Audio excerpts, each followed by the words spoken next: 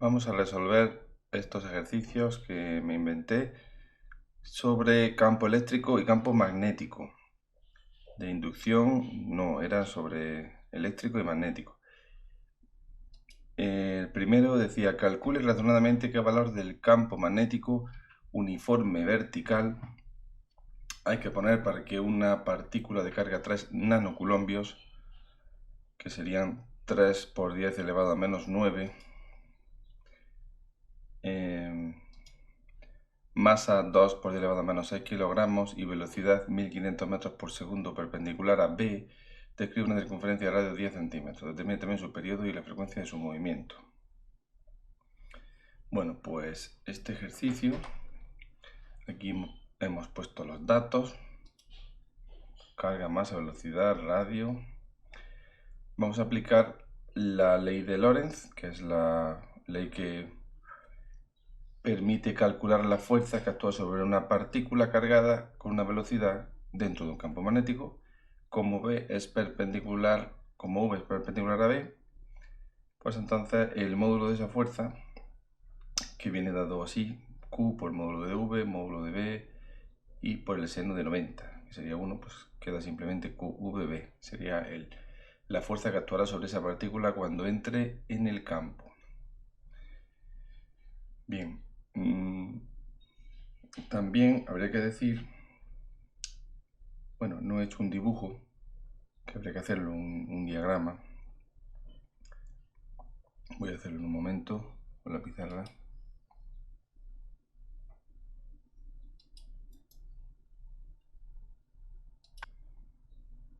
Bueno, pues este sería el diagrama.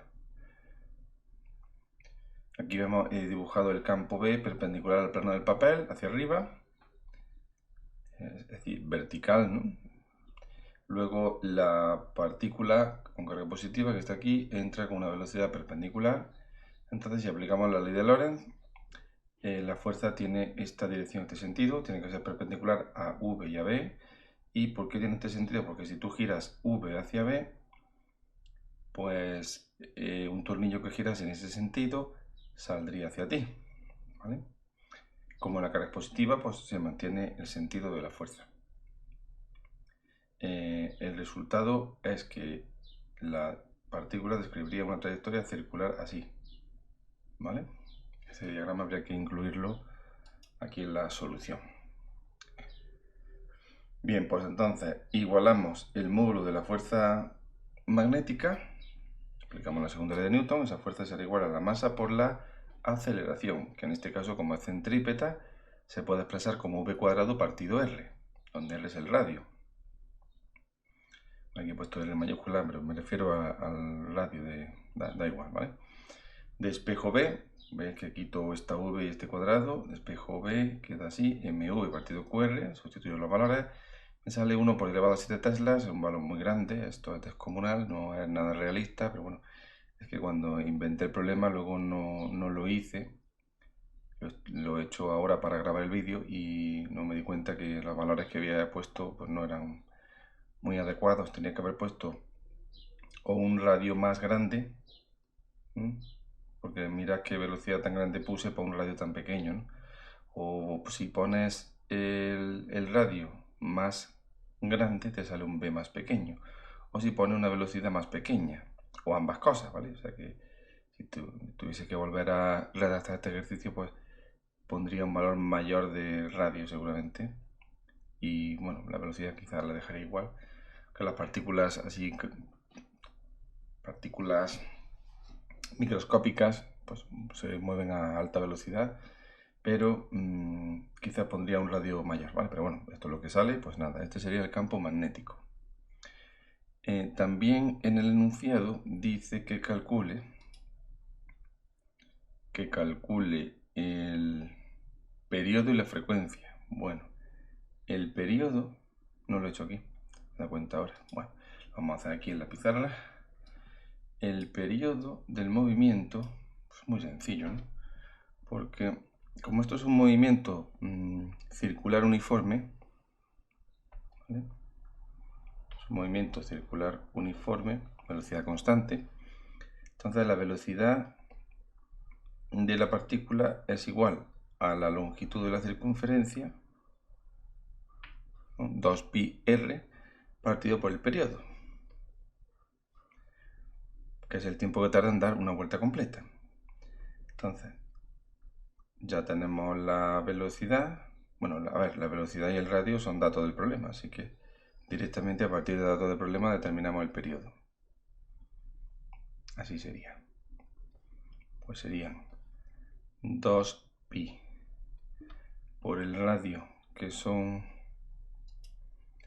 10 centímetros, la velocidad 1500. Vamos a ver. 2π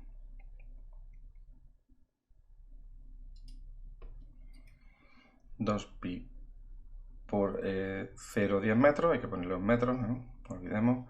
Y aquí 1500. Vale, cogemos la calculadora. Mira, tengo aquí una calculadora, un emulador de calculadora Casio.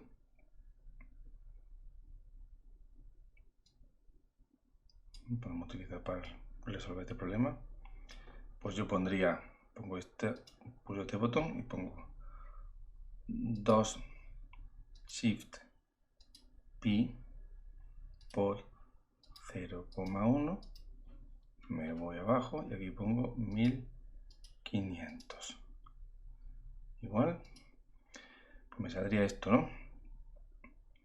Lo quiero poner en modo notación científica, pues lo ponemos aquí, shift config, formato de número, notación científica, cuántas cifras significativas queréis, vamos a poner 2. Igual, y ahí lo tenemos, ¿vale? Resultado, pues 4,2 por 10 elevado a menos 4 segundos. Un tiempo pequeñísimo, ¿no? Claro. Y la frecuencia, bueno, pues la frecuencia del movimiento es el número de vueltas que da por segundo. Frecuencia es la inversa del periodo, ¿vale? 1 partido periodo.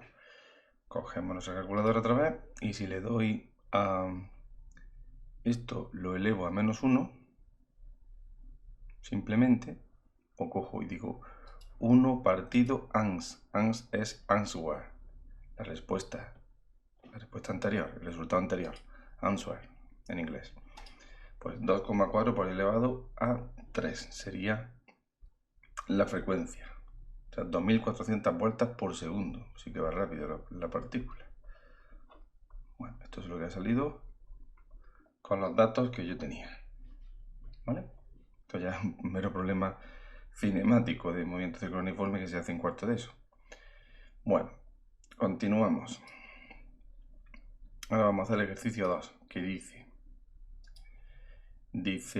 determine razonadamente qué distancia debe existir entre dos hilos de corriente rectos, paralelos e indefinidos, por lo que circula una corriente de 2 amperios, para que la fuerza entre ellos sea de 10 elevado a menos 6 newtons por unidad de longitud, es decir, por metro. Bueno, no lo he especificado, pero sería, estamos siempre en el sistema internacional, pues si no se dice lo contrario, por metro. Indique la dirección y sentido de la fuerza si la corriente tiene el mismo sentido. El dato que se da es mi permeabilidad magnética del vacío. Bien, pues dibujamos nuestras dos corrientes con sus intensidades, la distancia que hay entre ellas, los datos, intensidad 1 igual a 2, la fuerza por unidad de longitud se pone como F partido L, fuerza partido longitud, en newtons por metro. Y ahora, ¿cuál es la expresión matemática que vamos a utilizar? Pues la fuerza, la expresión que nos dice cuánto es la fuerza por unidad de longitud entre dos corrientes. Esta expresión yo recomiendo saberla de memoria, porque si no hay que deducirla a partir de la fuerza que ejerce el campo sobre una corriente, que sería esta expresión de aquí, ¿no? A ver. O sea, puedes deducirla a partir de esta expresión, fuerza sobre una corriente que está en un campo magnético. y luego la expresión del campo que crea una corriente eléctrica rectilínea indefinida. Es decir, que si no me sé la fórmula esa que he puesto antes, me tengo que saber estas dos. Esta se puede deducir de la ley de Lorentz, ¿no? Esta viene de la ley de Lorentz. Pero vaya. Y esta, bueno, esta hay que utilizar la ley de Biot-Savart y integrar, etcétera. Esta que sabe la memoria sin más remedio. Entonces, pues yo en campo magnético recomiendo que las fórmulas se aprendan de memoria, ¿vale? No se te va a pedir que la deduzcas, así que... Pero bueno, que sepáis que esa fórmula, esta de aquí, viene de aquí, de estas dos. Bueno, pues esta es la fuerza entre dos corrientes. Mi por producto de corrientes partido 2pi, distancia entre las corrientes, distancia horizontal, ¿no? Entonces, como lo que me piden son la distancia, pues despejo de aquí la distancia. Como veis, sustituyo los valores. 4pi por 10 a la menos 7, 2 por 2, 2pi por 10 a la menos 6, pues se va este 2 con este 2, el pi con el pi, 10 elevado a menos 7 entre 10 elevado a menos 6 me queda 10 elevado a menos 1 arriba, y sería 2 por 4, 8 por 10 elevado a menos 1, 0,8, aquí no hay que coger ni la calculadora. 80 centímetros tiene que haber de separación entre las dos corrientes para que la fuerza sea la que nos dicen. ¿Vale? Las fuerzas tienen esta dirección y sentido, son perpendiculares a las corrientes, y en este caso, como las dos corrientes tienen el mismo sentido, la fuerza sería atractiva. ¿eh? Cuando tienen el mismo sentido, atractiva; cuando tienen distintos sentidos, repulsiva. Y esta sería la fuerza que la corriente 2 ejerce sobre la 1, y esta es la fuerza que la corriente 1 ejerce sobre la 2. Las dos son iguales en módulo, como pongo aquí, e iguales a esta F que hay aquí. ¿Vale? Pues ya está hecho ese problema. Pasamos al siguiente. El 3. Dos hilos de corriente, rectos e indefinidos. Están separados 50 centímetros. Y por ellos circulan 1 amperio y 2 amperios, en sentido contrario. Determina el punto entre ambos conductores donde el campo magnético total sea nulo, sea cero. Bueno, vamos a ver. He puesto esta corriente hacia arriba y esta hacia abajo. Entonces el campo que crea esta corriente aquí en medio, bueno, he corregido el sentido de la corriente y su 1 porque me he dado cuenta de que el enunciado tiene un error. Y es que, claro, si las dos corrientes tienen sentido contrario, como yo había puesto, entonces el campo aquí de ambas corrientes coincidiría en sentido, ¿vale? Entonces el resultado sería que no se anularía nunca. O sea, tal y como está planteado el enunciado, en el que habla de sentido contrario de las corrientes, la respuesta sería: no hay ningún punto donde se anule, porque si esta corriente va hacia arriba, entonces el campo aquí sería entrante, y el de la 2, con este sentido hacia abajo, sería entrante. Y coincidirían, no se pueden cancelar. Si las dos corrientes van hacia arriba, entonces el campo que crea esta... Bueno, no he puesto arriba y abajo. Si fuese al revés, esta hacia abajo y esta hacia arriba, pues entonces el campo que crea 1 es saliente y el que crea 2 también lo sería. ¿Vale? De modo que la única manera en que los campos se cancelen es que las dos corrientes tengan el mismo sentido. O sea, o las dos hacia abajo, como he puesto aquí, o las dos hacia arriba. ¿Vale? Mi intención era esa, que se hicieran cálculos, o sea, no que se contestara lo otro, pero bueno, nos sirve para aprender, ¿vale? Esto pasa por escribir los enunciados y no comprobarlos después, es decir, no hacer los problemas, pues yo los he inventado y no los he hecho por falta de tiempo. Pero bueno, ahora que estoy haciendo el vídeo, pues me doy cuenta de esto y sirve para aprender también. Bien, o sea, no hay mal que por bien no venga. Venga, continuamos entonces. ya corregiríamos el enunciado y diríamos que los dos por ellos circulan 1 y 2 amperios en el mismo sentido, ¿vale? Bien, entonces, tal y como yo he puesto el sentido hacia abajo, ¿vale? Y B1 y B2 tendrían estas direcciones y sentidos. Y sus módulos vienen dados por esta expresión, ¿vale? Donde aquí es la distancia. Bueno, el campo total será la suma de esos dos campos. Y para que sea 0, lógicamente, pues tendrán que tener los dos el mismo módulo, si no, no se cancelan los dos vectores. Es decir, que el módulo del campo que crea 1, que es este, tendrá que ser igual al módulo del campo que crea la corriente 2, que es este otro. Mirad como la corriente 1 es más pequeña que la 2, el punto estará más cerca del conductor 1 que del conductor 2, ¿vale? Bien, pues entonces igualamos esto, se cancela mi y 2pi, paso el x1 aquí y el x2 aquí y me queda esta ecuación. Tengo una ecuación con dos incógnitas, x2 y x1, pero aparte sé que x1 más x2 sería igual, la suma de estas dos distancias, x1 y x2 daría igual a la distancia d. Ya tengo dos ecuaciones y puedo resolver. Despejo x1 de esta ecuación, me lo llevo a la otra, ¿veis? Se ha puesto esto aquí,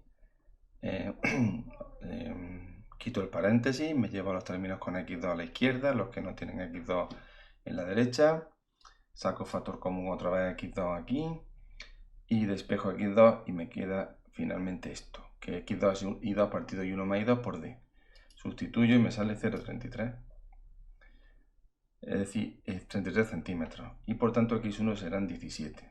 ¿Vale? De modo que el punto S está situado a 17 centímetros de la corriente 1 y a 33 centímetros de la corriente 2. ¿Vale? Este es el ejercicio. De nuevo, para poder hacerlo hay que saber esta ecuación de memoria, ¿eh? Si no, no podemos hacerlo. Bien, pues ya he hecho los tres ejercicios que había puesto de campo magnético. Ahora vamos a los de campo eléctrico. ¿Qué sería? A ver. El 4. Dos cargas puntuales de más 5 milicoulombios y menos 7 milicoulombios. Aquí están los valores. ¿Veis aquí? Bien. Ya puestos en coulombios. Luego dice, están en los vértices superiores de un rectángulo que mide 30 centímetros por 10 centímetros, no está hecho a escala, ¿eh? Aquí está Q1 y Q2. Como son cargas creadoras de campos, yo pongo Q mayúscula.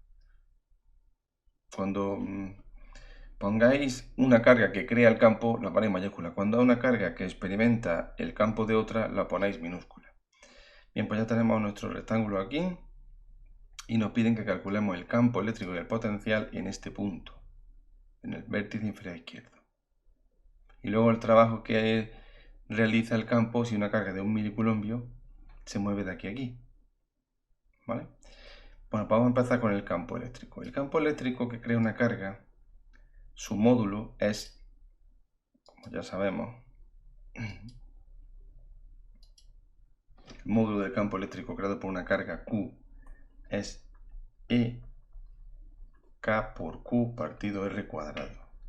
Se quita la carga, Q, y el punto considerado P es este, separado a una distancia R, pues aquí el módulo que tiene el campo es este. Y la dirección es la que une el punto con la carga, o sea, esta dirección, ¿vale? Y el sentido, pues si la carga positiva es saliente, si la carga es negativa entrante, ya está. Pero vamos a trabajar con módulos, luego ya representamos los vectores. De modo que, entonces, S1, campo creado por carga 1, pues aquí tenemos su módulo, la distancia es esta de aquí, que es 0,10 metros, al cuadrado, no olvidemos, y sale 4,5 por 10 elevado a 9 newtons partido coulombio. ¿Qué dirección tiene? Pues la dirección que une este punto P con Q, ¿no? O sea, dirección vertical. Sentido saliente. Pues aquí está dibujado el vector S1, que no está a escala, ¿eh? Bien. El campo que crea la carga Q sub 2, aquí en este punto. Aquí está su módulo. Ponemos valor absoluto, como veis, de la carga, porque estamos calculando módulos. Los módulos son positivos.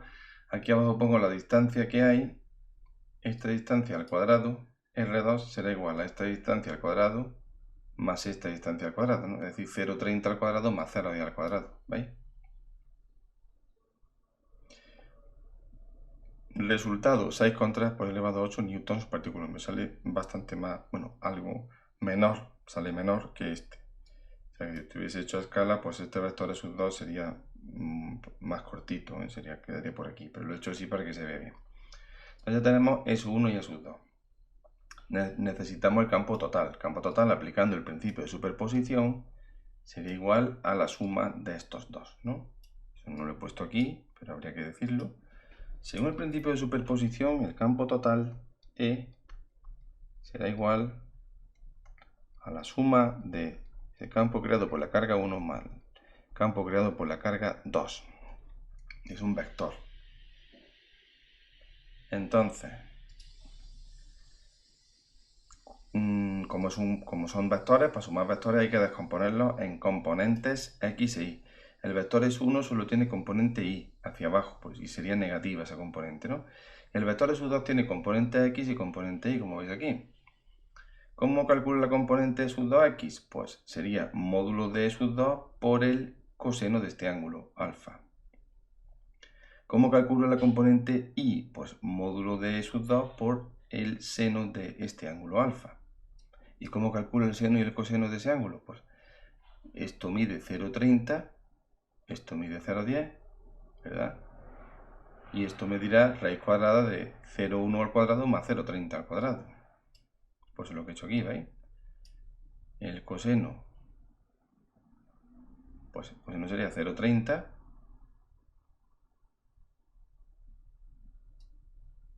Es decir, esta distancia de aquí entre lo que mide esta distancia, que es raíz cuadrada de 0,30 al cuadrado más 0,10 al cuadrado, multiplicado por E sub 2, lo he puesto de atrás, ¿vale?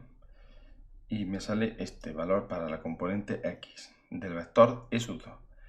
Y la componente y, pues sería sub 2 por seno de alfa, es decir, el valor de sub 2 por 0,10 entre la distancia esta, o sea, 0,10 es esto entre la distancia esta, que sería el seno de alfa. Y me sale esto. Perdón, sale esto de aquí.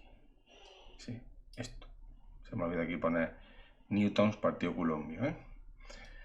Vale, pues ya está. Entonces ahora simplemente pues la componente x del vector E total va a ser esta de aquí, porque no hay más. Además, el vector S1 no tiene componente x, entonces lo voy a poner con dos cifras significativas. Me queda 6 por elevado a 8 y la componente y pues será igual a esta que había salido aquí, lo que es todo esto, 4,5 por elevado a menos 9, esto es negativo, más esta componente, que es positiva. Entonces, menos 4,5 por elevado a 9 más 1,99 por elevado a 8, me sale menos 4,3 por elevado a 9. Y este sería el vector E total que hay en ese punto. ¿Vale? Ahora, el potencial eléctrico. Bueno, ya paso directamente al ejercicio, al apartado 2, que me dicen, calcule el trabajo que realiza el campo para llevar la carga, otra carga, una tercera carga, Q minúscula de 1 miliculombio, desde el vértice izquierdo al vértice derecho. Es decir, tú tienes una carga Q que pones aquí ahora, Q minúscula, y qué trabajo realiza el campo eléctrico cuando esta carga se mueve de aquí a aquí. Bien. Y que comentemos el signo, como siempre dicen. Bueno, pues para calcular el trabajo, ya sabéis, cuando se trata de un campo conservativo, el trabajo es la carga que vamos a mover por potencial inicial menos potencial final. Ya está. No hay que hacer ninguna integral, ni producto escalar, ni nada, ¿eh? El potencial eléctrico viene dado por KQ partido R, es una escalar, aquí Q tendría su signo. Entonces, en el punto inicial, que es el vértice inferior, el potencial I, lo de I significa inicial, ¿eh? El potencial en el punto inicial será igual al potencial que la carga 1 crea en el punto inicial más el potencial que la carga 2 crea en el punto inicial. Si lo hubiésemos llamado VA menos VB, pues aquí pondríamos A, ¿vale? AA. Bien, pues potencial que crea en la primera carga, pues K por el valor de la carga con su signo, cuidado, aquí ya sí, porque esto es una escalar, esto es un número real, no es un vector, entre la distancia que no va al cuadrado, como en el campo eléctrico, 0,10, y el potencial creado por la carga 2 sería K por el valor de la carga por la distancia que hay, pero ahora como no va al cuadrado sí lleva raíz. Hago la operación y me sale 251 por elevado a 8 voltios. Ese es el potencial en el punto inicial, en el vértice inferior, izquierdo. Hacemos lo mismo con el segundo vértice. ¿Vale? Lo mismo, ponemos K, Q, ahora la distancia es esta, y luego el V2, esta es el otro potencial, vais con su signo negativo, la distancia ahora es 0,10. Resultado de esto, bueno, menos 4,68 por elevado a 8 voltios. Aquí sale el potencial negativo. Bien. Entonces ahora, ¿qué trabajo realiza el campo? Este es el trabajo que realiza el campo, no el que realiza una fuerza externa, es el campo. O sea, esta expresión me permite calcular el trabajo que realiza el campo eléctrico. Si fuera gravitatorio tendría aquí masa M. Bueno, pues sería la carga por el potencial inicial menos el final. Como es menos, menos, aquí sale más. Hago esta operación y me sale 7,39 por elevado a 5 julios. Va a salir un trabajo positivo. ¿Eso qué significa? Que si la carga se mueve así, el trabajo se está moviendo a favor del campo. ¿Vale? No es necesaria una fuerza externa para mover la partícula, la carga, del punto inicial al final. Se movería espontáneamente. ¿Vale? Eso es lo que significa que el trabajo sea positivo. ¿Qué pasaría con la energía potencial? Que disminuye. Disminuiría la energía potencial eléctrica. ¿Vale? Claro, pasas de tener una energía potencial esto multiplicado por la carga a tener esta multiplicada por la carga, pues como la carga es positiva, entonces veis cómo disminuye la energía potencial. Trabajo positivo, la carga se podría mover espontáneamente del punto inicial al final, no haría falta un agente externo, una fuerza externa que la moviese. ¿Vale? Bien, lo mismo que cuando soltamos una pelota desde el balcón, la pelota espontáneamente se cae hacia abajo. No hace falta hacer fuerza sobre ella, el campo la mueve. Pues eso está pasando aquí. Bien, siguiente ejercicio. Ya sería el 5. Bolita de masa 35 gramos, cargada positivamente, con más 3 coulombs, cuelga de un hilo, que forma 20 grados con la vertical. Calcule el valor del campo eléctrico necesario para que se pueda dar esta situación.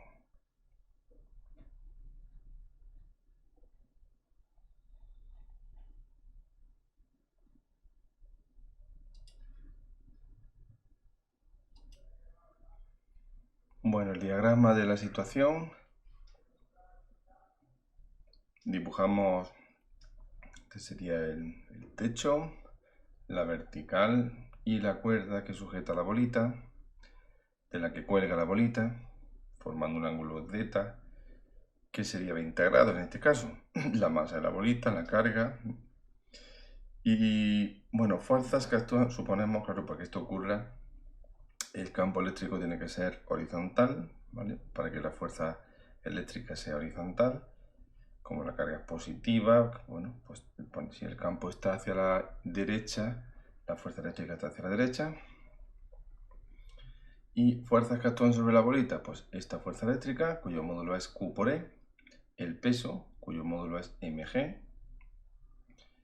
y la tensión T que ejerce la cuerda, que no sabemos cuál es su valor, sino que hay que determinarlo a partir del valor de la otra fuerza y de las condiciones que haya. Lo que sí podemos hacer es descomponerla en componente X y componente Y, que en función del módulo de t y del seno y el coseno del ángulo θ, que es igual que este ángulo, ¿vale? Pues sabemos que t sub i es t coseno de θ y t sub aquí t seno de θ. Bien. Entonces, segunda ley de Newton, la suma de las fuerzas que actúan sobre esta partícula debe ser 0 porque está en reposo, está en equilibrio. ¿Veis? ¿Eso qué implica? Pues que el módulo de Fe debe ser igual a T sub aquí y el módulo de T sub i debe ser igual a P. ¿Veis? Aquí lo pongo. De aquí obtenemos la ecuación que nos permite calcular lo que necesitemos para este problema. F es Q por E y T sub aquí es T seno de θ, mg sería el peso, ¿no? Y T sub i T coseno de θ. Vale. Dividimos este miembro de la izquierda entre este miembro de la izquierda debe ser igual a este miembro entre este otro. Por tanto, se va la tensión. Esto lo hacemos para dividir la tensión, para eliminar la tensión del sistema, porque esto es un sistema de ecuaciones, ¿no? Tenemos como incógnita E y T. Una manera de resolverlo es dividir miembro a miembro. Nos queda esto y ya de aquí podemos calcular E. ¿Vale? mg tangente de θ partido por q. Sustituyo los valores y me da, aquí el ángulo está en grados porque es un ángulo geométrico el que estamos viendo, 4,2 por elevado a menos 2 newtons por coulomb. Ese sería el valor que tendría que tener el campo E para que esto ocurriese. En este tipo de problemas muchas veces también nos piden la tensión. Bueno, pues la tensión ahora ya cojo, por ejemplo, de aquí mismo, despejo T y la saco. Muy importante, a ver. Cuando hacemos el esquema, el diagrama, esto tiene flecha porque es un vector, esto también, eso también. A esto no le he puesto flecha porque son componentes, ¿vale? De los vectores. Y aquí me estoy refiriendo a módulos. Entonces, por eso no he puesto flecha. Y estos son componentes. Y aquí estoy igualando módulos, ¿vale? Mucho cuidado con el lenguaje vectorial. Se pone flecha cuando nos estamos refiriendo al vector completo. Y se pone sin flecha cuando nos referimos al módulo o a componentes, ¿eh? Cuidado con eso. Bueno, pues este ejercicio ya estaría hecho y ahora el último, que sería el que dice lo siguiente: dos placas metálicas verticales con carga de igual valor absoluto y signo contrario, están separadas a 1 metro. Diferencia de potencial entre ellas 180 voltios. Calcule razonadamente el valor del campo eléctrico que existe en su interior y la velocidad que adquiere un protón que se deja en reposo junto a una de las placas cuando llega a la otra placa. Bueno, la situación, el diagrama es este. Tenemos dos placas verticales, cada una a un potencial eléctrico. O sea, esto sería una superficie equipotencial, esto es otra. ¿Vale? El campo eléctrico entre ellas es así, horizontal y uniforme, es decir, mismo valor en todos los puntos, líneas verticales aquí espaciadas, verticales no horizontales aquí espaciadas. Bien. Entonces, cuando pongamos aquí un protón, la fuerza que actúa sobre él será así, ¿vale? Y lo moverá, será así, hacia la derecha, y se moverá el protón será acelerado desde velocidad 0 hasta una velocidad que vamos a llamar v2 cuando llegue aquí. Eso es lo que hay que calcular. Y también hay que calcular el valor que tiene el campo E. Bueno, en el vídeo de explicación, el vídeo de repaso de campo eléctrico expliqué esto detenidamente, la relación entre el potencial y el campo eléctrico. Os remito a ese vídeo, no lo voy a explicar aquí otra vez. ¿Vale? En la relación, pues bueno, aquí lo voy a hacer pero muy brevemente. Si queréis verlo con más detalle, lo explico al final del vídeo de repaso de campo eléctrico. El trabajo que hace la fuerza eléctrica al llevar un objeto, una partícula, un protón en este caso, de 1 hacia 2, o sea, de la placa 1 a la placa 2, es igual a esta integral, como siempre, pero la fuerza, como es Q por E, y Q y E son constantes, salen de la integral, y esta integral es delta de R, de modo que queda finalmente QE por delta de R.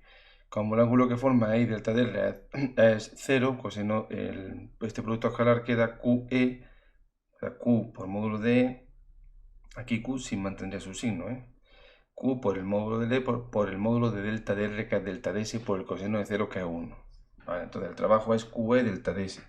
Por otro lado, como la fuerza es conservativa, sabemos que el trabajo es Q por V1 menos V2, por la diferencia del potencial. Bien, entonces igualando ambas expresiones, esta con esta, se va a la Q, y aquí tengo la relación entre módulo del campo eléctrico y diferencia de potencial.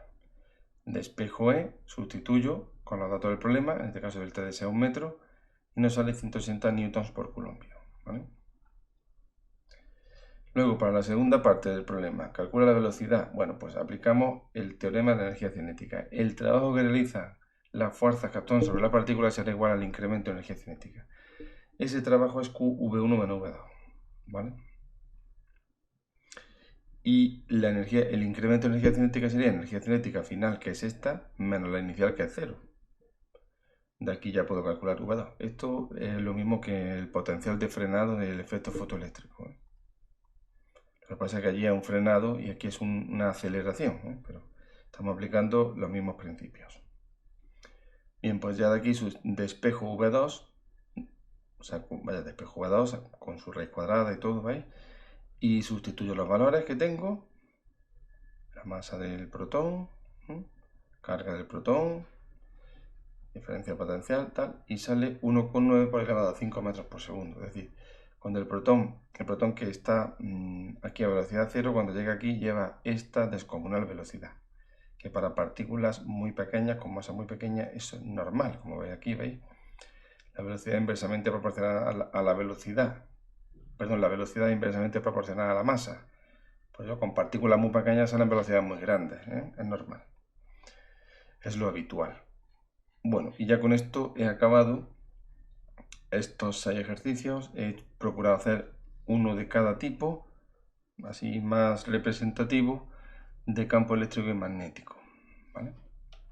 Si hay alguna duda, cuando veáis el vídeo, alguna cosa que no entendáis o algún error que detectéis o algo, pues hacer una publicación en la plataforma del modo y lo vemos. Pues ya está, ya próximamente haré un vídeo de campo gravitatorio y problemas también de campo gravitatorio. Y también haré un vídeo de repaso de inducción electromagnética. Aunque ya de eso ya tenemos más material, a partir de ahí ya tenemos más material en la plataforma. Muy bien, pues hasta el siguiente vídeo.